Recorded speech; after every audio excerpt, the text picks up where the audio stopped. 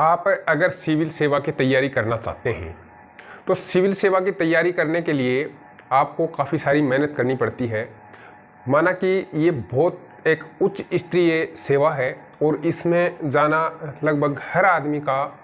हर युवा का एक सपना होता है कि वो सिविल सेवा की तैयारी करे और सिविल सर्विस है उसको ज्वाइन करे, और उससे वो अपना न केवल खुद का नाम रोशन करता है, उसकी लाइफ सेटल हो जाती है, बल्कि उसके जो खुद के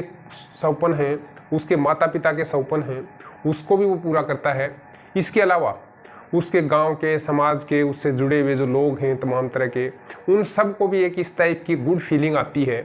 तो उस सब चीज़ों को लेकर के एक चार्मिंग जो जॉब है उसको हम कह सकते हैं ये सर्विस है। तो इसकी तरफ हर कोई जाना चाहता है। लेकिन इस वीडियो में हम आपसे एक ऐसी बात करना चाहते हैं जिसके माध्यम से आप अपना आकलन खुद करिएगा कि आप सिविल सर्विसेज के लिए बने हैं कि नहीं बने हैं, यानी आपको सिविल सेवा की तैयारी करनी चाहिए कि नहीं करनी चाहिए। मैं समझता हूं कि हर युवा को ये वीडियो देखना चाहिए जो कि सिविल सेवा में जाना चाहता है या ऐसा सोचता है। वो इस वीडियो के माध्यम से देख करके उसको ये एहसास होएगा कि वास्तव में मुझे सिविल सर्विस की तैयारी करनी चाहिए कि नहीं करनी चाहिए। क्योंकि आज हम वो क्राइटेरिया है वो तय करने वाले हैं या बताने वाले हैं आपको कि किन लोगों के लिए सिविल सर्विसेज की तैयारी करना बहुत ही ज़रूरी है या उन्हें करनी ही चाहिए, और कुछ लोग ऐसे हैं या कुछ कैटेगरी ऐसी हैं जिनको सिविल सेवा की तैयारी है उससे यथोचित बचना चाहिए क्योंकि उनके लिए बहुत ज़्यादा समीचीन होगा, या अगर वो करना ही चाहते हैं तो वो उस क्राइटेरिया में शामिल हों जिसकी हम चर्चा यहाँ करने वाले हैं। तो सिविल सेवा की जो तैयारी करने वाले लोग हैं वो कौन कौन से लोग हो सकते हैं, ये बहुत महत्वपूर्ण प्रश्न है और इस प्रश्न का जवाब है वो हमारे पास होना ही चाहिए, क्योंकि सिविल सेवा जो परीक्षा है वो इतनी आसान नहीं है और उसका जो सिलेबस है वो भी बहुत छोटा नहीं है। तो इसलिए जब आप उसके सिलेबस को कवर करने की बात करते हैं, जब आप उसको क्रैक करने की बात करते हैं या उसके बारे में आप सोचते भी हैं, तब भी आपके दिमाग में ये प्रश्न है, यक्ष प्रश्न जरूर आता होगा कि सिविल सेवा परीक्षा की तैयारी के लिए कितना समय तक तैयारी करना है वो उचित रहता है या उसके लिए काफ़ी रहेगा जिससे कि हम उसको क्रैक करने के बारे में सोच सकें। इससे संबंधित वीडियो है वो हमने पहले ही डाल दिया है जिसमें ये बात आपके लिए बढ़िया तरीके से बताई गई है कि कम से कम कितना समय आपके पास हो जिससे कि सिविल सेवा की तैयारी की जा सके। तो उसके लिए आप आई बटन में देख करके वो वीडियो आप अवश्य देखना। दोस्तों, हम बात ये कर रहे थे कि ये जो क्राइटेरिया जिसमें सिविल सेवा करने वाले लोग हैं तो उनको हम कुछ श्रेणियों में बांट सकते हैं और उसको आप अलग अलग दृष्टि से देखेंगे तो आपको ऐसा लगेगा कि हाँ, ये जो क्राइटेरिया है इस क्राइटेरिया में आने वाले लोगों को निश्चित रूप से ही सिविल सेवा की तैयारी करनी चाहिए, प्रयास करने चाहिए, जिससे कि भविष्य में चल करके उनको इस टाइप की चीज़ें हैं वो प्राप्त हो सकती हैं, और अगर प्राप्त नहीं भी हुई तो भी उनको बहुत कुछ प्राप्त हो सकता है। तो शुरू करते हैं आगे ये सिलसिला कि पहला जो क्राइटेरिया हमने तय किया है वो ये है कि सिविल सेवा की तैयारी करने वाले प्रत्येक नौजवान को अपना एक बैकअप है वो उसके पास जरूर होना चाहिए, क्योंकि सिविल सेवा की तैयारी में आप लगे हुए हैं और आपको एक लंबा अरसा है वो उसमें लगाना पड़ेगा, बहुत ज़्यादा तैयारी करनी पड़ेगी और हो सकता है कि उसमें आपको कामयाबी मिले या नहीं मिले। तो ऐसी दशा में अगर आप कामयाब तो हो गए तब तो कोई दिक्कत नहीं है, लेकिन समस्या कब शुरू हो सकती है जब आप उसमें कामयाब नहीं होते हो और आपके पास किसी किस्म की कोई बैकअप प्लान नहीं है, यानी आप किसी दूसरी सर्विस में पहले से ही नहीं लगे हुए हैं, तो आपको दिक्कत हो सकती है। इसलिए सिविल सेवा की तैयारी करने वाले जितने भी युवा हैं उन लोगों से मेरा ये एक रिक्वेस्ट है या ये मान लीजिए सजेशन है कि आप सबसे पहले अपने आप को सिक्योर करिए कि अगर आप फाइनली उस परीक्षा में क्लियर नहीं होते हैं या सेलेक्ट नहीं होते हैं तो ऐसी दशा में आपके पास दूसरा ऑप्शन क्या होगा, वो ऑप्शन आपके पास हमेशा बना रहना चाहिए। इससे आपको दो फायदे होंगे, एक तो आप पूरा ददचित होकर के उस परीक्षा की तैयारी कर पाएंगे और दूसरा आपके ऊपर आर्थिक रूप से किसी भी किस्म का बोझ दबाव है वो नहीं रहेगा, और अगर आप सफल नहीं भी होते हैं तो भी आपके फेलियर होने के चांस हैं उससे आपको ज़्यादा फर्क नहीं पड़ने वाला है। तो मेंटली जो प्रेशर है आपके ऊपर वो स्वाभाविक रूप से कम हो जाएगा। अगर इस श्रेणी में आप आते हैं तो आपको निश्चित रूप से सिविल सेवा की परीक्षा जरूर देनी चाहिए, क्योंकि सिविल सेवा की परीक्षा देने मात्र से या उसकी तैयारी करने मात्र से ही बहुत सारे फायदे होने वाले हैं, वो उसकी चर्चा हम बाद में करेंगे।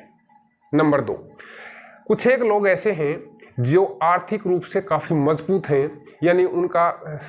जो बिजनेस है या उनकी जो खेती बाड़ी है या बैकग्राउंड किसी भी तरीके से बहुत मजबूत है और उनकी इनकम है वो काफ़ी ज़्यादा होने की वजह से उनको आर्थिक रूप से किसी भी किस्म की कोई समस्या नहीं होती है। यानी आर्थिक रूप से इतने सक्षम होने की वजह से उनके ऊपर ये जो प्रेशर है, जो एक मानसिक दबाव सामान्य या मिडिल क्लास से या लोअर क्लास से जो लोग आते हैं उनके ऊपर जो रहता है, वो प्रेशर उनके ऊपर कतई नहीं रहता। वो शौक के लिए सिविल सर्विस ज्वाइन करना चाहते हैं, यानी उसका जो रुतबा है उससे प्रभावित होकर के वो सिविल सर्विस ज्वाइन करना चाहते हैं और उस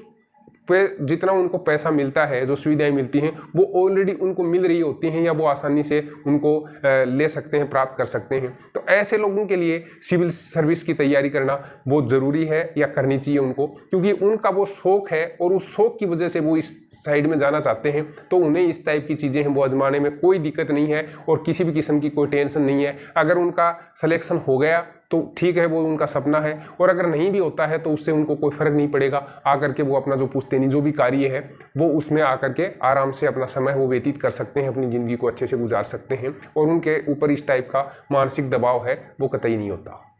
नंबर 3, तीसरा नंबर हम उन लोगों की श्रेणी को देते हैं जो लोग एक्चुअल में चाहे वो किसी भी पृष्ठभूमि से, आर्थिक पृष्ठभूमि का मतलब है मेरा यहाँ, किसी भी पृष्ठभूमि से आते हों लेकिन वो वास्तव में बहुत टैलेंटेड है। यानी एक्चुअल में उनका जो IQ है वो काफ़ी ज़्यादा है और बहुत होशियार हैं। वो चाहे ऑल और एकेडमिक रिकॉर्ड हो या नॉन एकेडमिक रिकॉर्ड में भी उनके लिए अच्छी है। उनका जो कैच करने का, चीज़ों को, नज़रिए को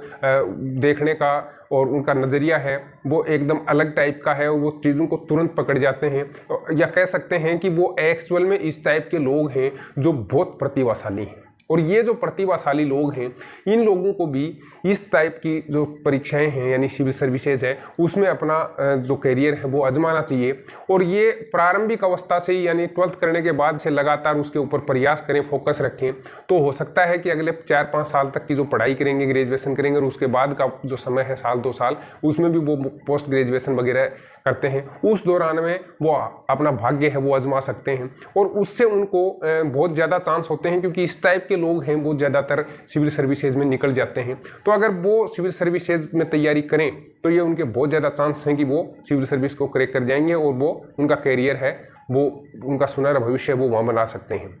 लेकिन अगर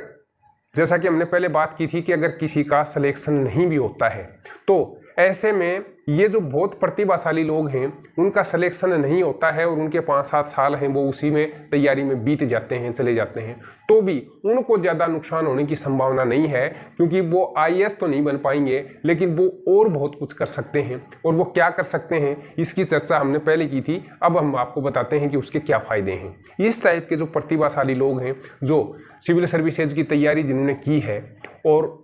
कई सालों से वो एकदम मंजे हुए हैं और उनके अंदर बहुत प्रतिभा है, प्रतिभाशाली हैं, लेकिन अनफॉर्चुनेटली वो सिविल सर्विसेज को क्रैक नहीं कर पाए, ये उनका भाग्य में हो सकता है कि ना लिखा हो। तो ऐसे लोगों को बहुत सारी सर्विसेज हैं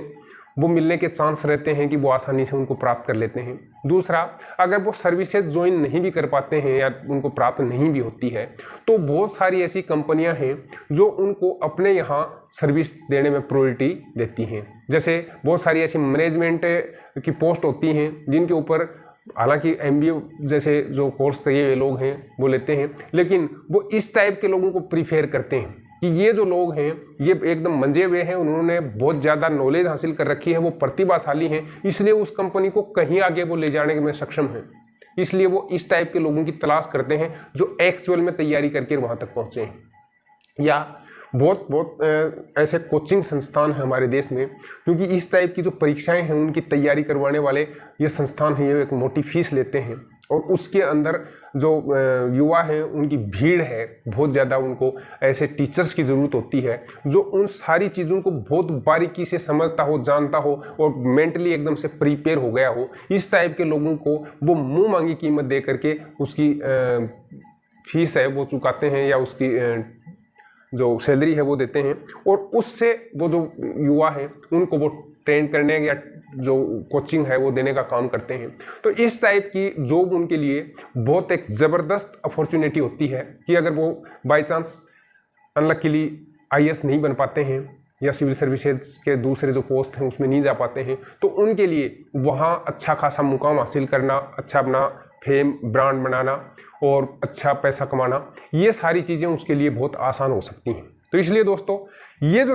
कैटेगरी हमने बताई है, इस कैटेगरी में आने वाले जो लोग हैं उन लोगों को सिविल सर्विसेज की तैयारी करनी चाहिए, पूर्ण मनोयोग से करनी चाहिए, और न केवल मनोयोग से करनी चाहिए बल्कि आप इस ढंग से करें कि आप सिविल सर्विस में चले ही जाएंगे, और फिर अनफॉर्चुनेटली अगर कोई नहीं भी जा पाता है तो उसके लिए जो दूसरी चीज़ें हमने बताई हैं वो चीज़ें उनके काम करेंगी। तो ये 3 श्रेणियाँ ऐसी हैं जिनमें आने वाले लोग हैं उनको बिल्कुल दज्जित होकर के तैयारी करनी चाहिए, टेंशन फ्री होकर के तैयारी करनी चाहिए, और ये सोच के तैयारी करनी चाहिए कि वो निश्चित रूप से एक दिन IAS बन जाएंगे। दोस्तों वीडियो काफ़ी लंबा खींच गया है क्योंकि ये चर्चा इस टाइप की है, तो इसको और ज़्यादा लंबा न खींचते हुए हम आपसे एक रिक्वेस्ट करते हैं कि आप हमारे चैनल को सब्सक्राइब करें, क्योंकि इस टाइप के जो वीडियोस हम इस चैनल के माध्यम से आप तक पहुंचाते रहते हैं। बेल नोटिफिकेशन ज़रूर ऑन कर लें। फिर मिलते हैं किसी ऐसे ही विचार के साथ, ऐसे ही किसी सूचना के साथ। तब तक तैयारी करते रहिए, बी पॉजिटिव।